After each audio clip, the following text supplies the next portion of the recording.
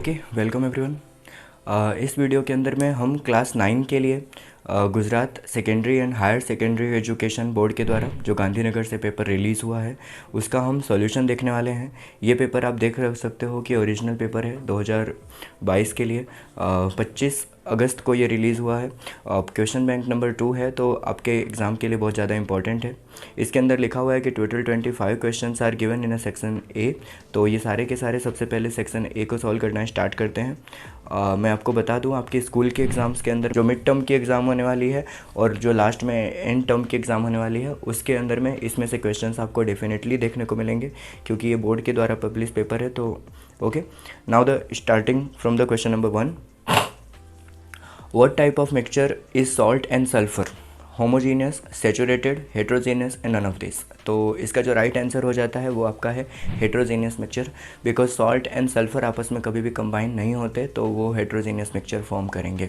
Question number 2, a solution of iodine and alcohol are known as what?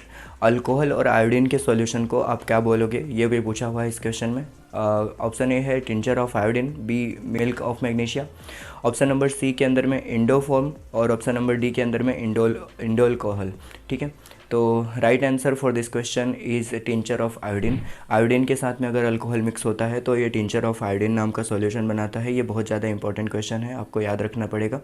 Question number 3, which of the method of the separation is used for the separation of different solute that dissolve in a same solvent? अलग अलग type के solute जो same solvent के अंदर dissolve हैं, ऐसे type के substance को अगर आपको सेपरेट करना है तो आप कौन सी मेथड का इस्तेमाल करोगे, इसमें ये पूछा हुआ है। तो ऑप्शन में है crystallization, chromatography, distillation and sublimation. तो राइट आंसर हो जाएगा आपका इस क्वेश्चन के लिए option number B, chromatography. Chromatography एक ऐसी मेथड है जहाँ पे एक ही सॉल्वेंट में अगर अलग अलग टाइप के सॉल्यूट डिसॉल्व हैं तो आप उसको सेपरेट आउट कर सकते हो आराम से। ठीक है, now the question number 4, what is the temperature range on the moon? Moon के ऊपर क्या टेम्परेचर रेंज होता है, आपको ये पूछा हुआ है। ऑप्शन नंबर ए यहाँ पे करेक्ट है, आपको याद रखना है। 190 डिग्री सेल्सियस से लेकर के 110 डिग्री सेल्सियस तक के यहाँ पे टेम्परेचर रहता है। ठीक है, what is the outer crust of the earth is called? Earth के बाहरी आउटर क्रस्ट को हम क्या बोलेंगे, तो ये पूछा हुआ है। ऑप्शन में है lithosphere, hydrosphere, atmosphere and biosphere. तो right option for this question is lithosphere. यहाँ पे जो लिथोस्फीयर राइट आंसर है। Okay, option number A is correct. Question number 6 में पूछा हुआ है कि at what time and direction of the wind from the sea to land? ऐसे कौन से टाइम के ऊपर में जो डायरेक्शन ऑफ विंड होता है वो सी से लैंड की तरफ होता है, यानी समुद्र से धरती की तरफ यानी ज़मीन की तरफ में कब हवाएं चलती हैं, आपको ऐसे सिचुएशन को डिटेक्ट करके बताना है। ऑप्शन में है night time, at the new moon day, दूसरा है at the day time and option D A and C both.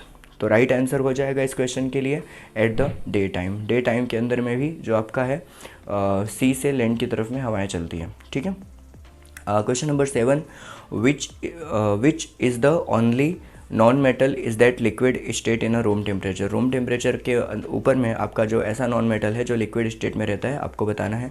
बाकी के maximum non metal gases state में ही होते हैं।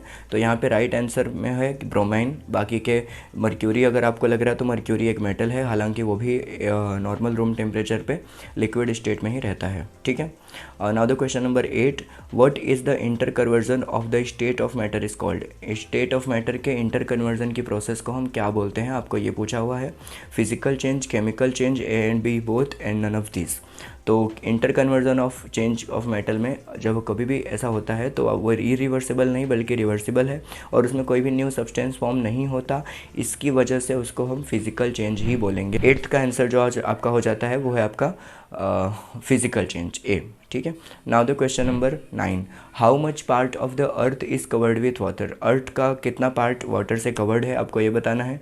तो ऑप्शन है यहाँ पे सी जो है वो आपका करेक्ट ऑप्शन है। 75% जो पार्ट है अर्थ का, सरफेस की बात कर रहा हूँ, वो वाटर से कवर्ड है, बाकी का पार्ट में लिथोस्फीयर है। ठीक है, मैं ये बात नहीं कर रहा हूँ कि अर्थ के अंदर कितने परसेंटेज पानी है, मैं बात कर रहा हूँ कि वो सरफेस जो कवर्ड है पानी से ऊपर, आउटर सरफेस की बात कर रहा हूँ। ठीक है, now the question number 10, which of the following is a green house gas? इसमें से कौन सी गैस ऐसी है जो कि ग्रीन हाउस गैस है? Oxygen, nitrogen, carbon dioxide and helium. तो यहाँ पे करेक्ट आंसर हो जाएगा carbon dioxide. Okay, B option is correct. Now the MCQs is finished. तो 10 MCQ आपके कंप्लीट हो चुके हैं। आई होप सो कि आपको समझ में आया होगा और आंसर याद भी रह रहे होंगे साथ में। अगर आपको याद नहीं रह रहा है तो आप वीडियो को फिर से देख सकते हो, बट ये क्वेश्चन ज़्यादा इंपॉर्टेंट है एग्ज़ाम के लिए, तो इनका याद रहना आपके लिए बहुत ज़्यादा ज़रूरी है। ठीक है, फिल इन द ब्लैंक्स देख लेते हैं। The formula of ozone is, ozone का जो फार्मूला होता है वो क्या होता है? केमिकल फार्मूला की बात कर रहे हैं तो ओजोन का केमिकल फार्मूला होता है आपका O3। ठीक है, now the next question, nitrogen gas makes of 10% of the atmosphere. हमारे एटमॉस्फेयर के अंदर में नाइट्रोजन गैस जो है वो कितने परसेंटेज में है, आपको इस क्वेश्चन में पूछा हुआ है। तो नाइट्रोजन गैस आपके एटमॉस्फेयर में होता है 78%, तो हाईली इंपॉर्टेंट है, आपको याद रखना हुआ है। और जैसे कि अगर ऑक्सीजन की बात कर रहे हैं तो वो 21% होता है। ठीक है, now the question number 3, this separation method is used to separate the butter from cream. Butter को अगर आपको क्रीम में से रिलीज निकालना है या फिर अगर आपको निकालना है कर्ड को निकालना है किस में से, मिल्क में से, तो ऐसे सिचुएशन में आपको क्या करना पड़ेगा, कौन सी मेथड का इस्तेमाल करना पड़ेगा? तो यहाँ पर हम कर्ड को निकालने के लिए जो मेथड का इस्तेमाल करते हैं दैट इज़ सेंट्रीफ्यूगेशन। तो यहाँ पे आंसर आ जाएगा इसका थर्ड क्वेश्चन का, centrifugation is the separation method which is used to separate the butter from cream. ठीक है, now the question number 4, an increase in the content of harmful substance is called. Air के अंदर में अगर harmful substance का amount अचानक से increase हो रहा है तो ऐसे फिनोमेना को हम क्या बोलेंगे, ये पूछा हुआ है इस क्वेश्चन में। एयर के अंदर जब भी कोई हार्मफुल सब्सटेंस बढ़ता है तो वो पोल्यूशन का टाइप है, जस्ट बिकॉज वो एयर में हो रहा है, तो इसका आंसर हो जाएगा एयर पोल्यूशन। ठीक है, now the question number 5, purification of salt that we get from the sea water is obtained by which method. जो सॉल्ट अपने को सी वाटर में से मिलता है वो अपने को कौन से मेथड से ऑब्टेन होता है, यहाँ पे पूछा हुआ है। ठीक है, तो यहाँ पे हो जाएगा राइट आंसर क्रिस्टलाइजेशन मेथड। ठीक है, तो purification of the salt that we get from the sea water is obtained by the crystallization method, याद रहना चाहिए आपको। ठीक है, यहाँ पे क्रिस्टल्स के फॉर्म में सॉल्ट रिलीज होते हैं क्रिस्टलाइजेशन मेथड के थ्रू। ठीक है, now the truth and false. तो फिलअप्स आपके कंप्लीट हो गए, 5 फिलअप्स थे यहाँ पे। आई होप आपको समझ में आए होंगे, याद रहे होंगे आंसर्स। ट्रू एंड फॉल्स देख लेते हैं। Soil erosion increases soil fertility. Soil erosion जो होता है वो सॉइल की फर्टिलिटी को इंक्रीज़ करता है, ऐसा ये बोल रहे हैं, जो कि स्टेटमेंट बिल्कुल गलत है। बिकॉज अपर सरफेस जो होती है सॉइल की वो होती है फर्टाइल, और उसको ही अगर सॉइल इरोजन के थ्रू हटा लेते हैं तो फर्टिलिटी डिक्रीज़ होती है, इंक्रीज नहीं होती है। ठीक है, now the next question, in cold weather when the water condense out of the air is known as smog. जो आपका कोल्ड वेदर होता है, वाटर कंडेंसेशन होता है वाटर का, जिसमें से उसको लिक्विड फॉर्म में कन्वर्ट हो जाता है, जैसे कि आप ओस की बूंदे बोलते हो, उसको स्मोक बोला जाता है। तो यहाँ पे ये स्टेटमेंट गलत है, बिकॉज स्मोक बोला जाता है एयर के अंदर में जो स्मोक होता है वो, और वाटर कंडेंसेट को बोला जाता है फॉग। तो फॉग और स्मोक के मिक्सचर को बोलते हैं स्मोग। ठीक है, बट स्मोग को हम वाटर कंडेंसेट नहीं बोल सकते, बिकॉज हम इसको बोलते हैं फॉग। तो आपको याद रखना है, जब वाटर कंडेंसेट हो रहा है उसको हम बोलते हैं फॉग, जो पॉल्यूशन हो रहा है उसको बोलते हैं हम स्मोक, और दोनों के कॉम्बिनेशन को बोलते हैं स्मोक। ठीक है, नेक्स्ट है question number 3, carbon dioxide constituent up to the 50 to 60% atmosphere of the Venus and Mars. Venus and Mars के ऊपर 50 to 60% कार्बन डाइऑक्साइड गैस होता है। तो ये स्टेटमेंट भी गलत है, क्योंकि वीनस के ऊपर में लगभग के 90 से ऊपर परसेंटेज होते हैं कार्बन डाइऑक्साइड गैसेस के। ठीक है, now the question number 4, a colloid is a heterogeneous mixture. Colloid एक हेट्रोजीनियस मिक्सचर है, ऐसा ये बोल रहे हैं। तो ये बिल्कुल सही है, बिकॉज कोलॉइडल पार्टिकल के अंदर में आपको बहुत सारे पार्टिकल्स ऐसे होते हैं जो विजिबल नहीं होते हैं, क्योंकि उनकी जो साइज़ है वो 100 नैनोमीटर से छोटी है, तो नेकेड आई से विजिबल नहीं होंगे, बट फिर भी वो हेट्रोजीनियस मिक्सचर होगा, बिकॉज वहाँ पे कंप्लीट सॉल्यूशन नहीं होता, सॉल्यूबल नहीं होते वो कंपाउंड। ठीक है, now the 5th question, in the solution of sugar and sugar is a solvent and water is a solute. ये स्टेटमेंट गलत है, बिकॉज शुगर जो होता है वो स्मॉल अमाउंट में है, इसकी वजह से हम उसको सॉल्यूट बोलेंगे, और वाटर को सॉल्वेंट बोला जाता है। यहाँ पे उल्टा लिखा है, इसलिए ये स्टेटमेंट 5th नंबर का जो है वो फॉल्स रहने वाला है। Right, now the question answer देख लेते हैं आपका। सबसे पहला क्वेश्चन है व्हाट इज़ प्योर सब्सटेंस। तो यहाँ पे डेफिनेशन लिख दिया है मैंने, pure substance is a substance which has only one type of atom और molecule thereby the having constant composition and हैं स्ट्रक्चर। ऐसा सब्सटेंस जिसके अंदर में हम सिर्फ एक ही टाइप के सब्सटेंस देखते हैं, एक ही टाइप के एलिमेंट देखते हैं, एक ही टाइप के कंपोजिशन होता है, उसको हम बोलते हैं प्योर सब्सटेंस। जिसमें बहुत सारे सब्सटेंस मिक्स हो उसको बोला जाता है इम्प्योर सब्सटेंस, या फिर उसको मिक्सचर बोल सकते हो। ठीक है, नेक्स्ट क्वेश्चन है right the one example of any Sublime. ऐसे कोई भी एक सबलाइम का एग्जाम्पल देना है आपको।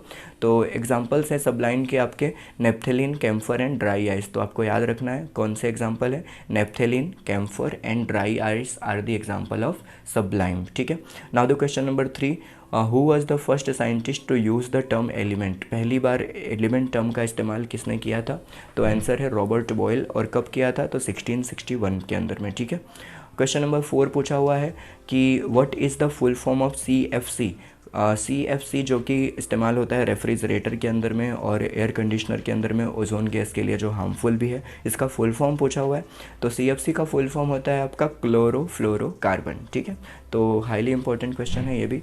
Now the 5th question, name 2 biologically important compound that contains both oxygen and nitrogen. ऐसे 2 बायोलॉजिकल इंपॉर्टेंट कंपाउंड के नाम बताने हैं आपको जिसके अंदर में नाइट्रोजन एंड ऑक्सीजन दोनों का कंपोजिशन होता है। ठीक है, तो इसका राइट आंसर है आपका DNA, जिसका फुल फॉर्म होता है डीऑक्सी राइबो न्यूक्लिक एसिड। तो इसके अंदर में भी नाइट्रोजन एंड ऑक्सीजन दोनों होता है। दूसरा है RNA राइबो न्यूक्लिक एसिड। इसके अंदर में भी ऑक्सीजन और नाइट्रोजन का दोनों का कंपोजिशन होता है। दोनों के दोनों आपके बायोलॉजिकली इंपॉर्टेंट कंपाउंड है जिसके अंदर में आपका ऑक्सीजन नाइट्रोजन का कॉम्बिनेशन होगा। ठीक है, जो DNA है वो आपका बहुत ज़्यादा इंपॉर्टेंट है, सेल को ऑर्गेनाइज करता है, स्ट्रक्चर बनाने के लिए इंपॉर्टेंट है। और RNA जो है वो प्रोटीन सिंथेसिस के लिए इंपॉर्टेंट है। ठीक है, नेक्स्ट आ जाता है आपका section number B. Section number B के अंदर में आपको दिख जाएंगे टोटल के टोटल 25 क्वेश्चंस आर देयर। आपको लिस्ट दिख रही होगी यहाँ पर। ठीक है, तो आप देख लीजिए 25 क्वेश्चंस है। अब आप बता दीजिए अगर ज़रूरत है तो सेक्शन बी का अगर एक 25 क्वेश्चंस का एक सेपरेट वीडियो में बना देता हूँ। अदरवाइज़ अब यहाँ पे क्वेश्चन दिख रहे हैं, आप इसको सॉल्व कर लीजिए। सेक्शन सी के अंदर में अगर आप देखोगे तो आपको मिल जाएंगे टोटल 10 क्वेश्चन। 10 क्वेश्चन आपके इंपॉर्टेंट है 3 मार्क के लिए। ठीक है, और सेक्शन डी के अंदर में आपको मिल जाते हैं टोटल 5 क्वेश्चन जो कि 4 मार्क्स के होंगे, और ये भी आपको बहुत ज़्यादा इंपॉर्टेंट है। पास में आपको दिख रहा होगा पूरा 9th स्टैंडर्ड के MCQs एग्जाम्पलर सॉल्यूशन का वीडियो, और जो कि बहुत ज़्यादा इंपॉर्टेंट है आपके लिए। तो बस फिलहाल के वीडियो में इतना ही, बाकी हम मिलते हैं नेक्स्ट वीडियो में। तब तक के लिए stay tuned. Thank you for watching this video.